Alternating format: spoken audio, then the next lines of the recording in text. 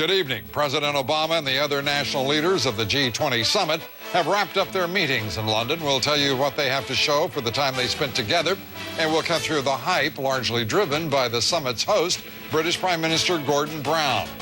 Let's turn now to the G20 summit in London. President Obama calling the meeting a turning point. And the summit's host, British Prime Minister Gordon Brown, said he sees the emergence of a new world order. The G20 leaders produced a communique at the end that offers few details and specifics and little more than pledges.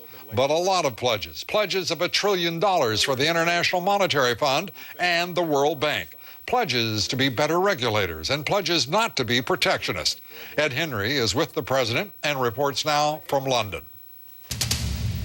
Striding into an overflow room of reporters from around the world, President Obama declared his first summit a success, even though he didn't get all he wanted. We finished a very productive summit that will be, I believe, a turning point in our pursuit of global economic recovery.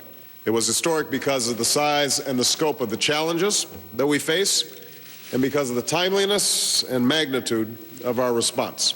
The magnitude, $1.1 trillion the G20 leaders agreed to pump into the global economy, which Mr. Obama was pushing over the objections of French President Nicolas Sarkozy and German Chancellor Angela Merkel. But it's directed to the International Monetary Fund to help developing countries, so it may not have the stimulative effect the president wanted. I think we did okay. Mr. Obama suggested expectations were too high, noting it was easier to find consensus at summits led by British and American leaders in decades past. Well, if it's just Roosevelt and Churchill sitting in a room with a brandy, that's an easier negotiation. But that's not the world we live in. Also a mixed bag on financial oversight, with Mr. Obama stopping the French president's demand for a powerful new overarching financial regulatory body. Instead, the leaders agreed to establish a new financial stability board as an early warning sign for future crises. But it has little teeth to actually crack down on risky investments like hedge funds. I think the steps in the communique were necessary. Whether they're sufficient, we've got to wait and see. This group, once again, will respond as needed.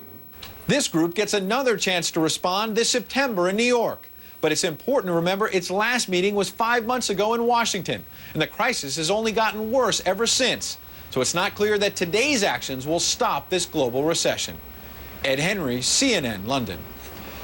And to put the G20 pledges of $1 trillion to save the world economy in perspective, the United States itself is spending $13 trillion of your money to support the $14 trillion American economy. British Prime Minister Brown today declared a new world order is emerging.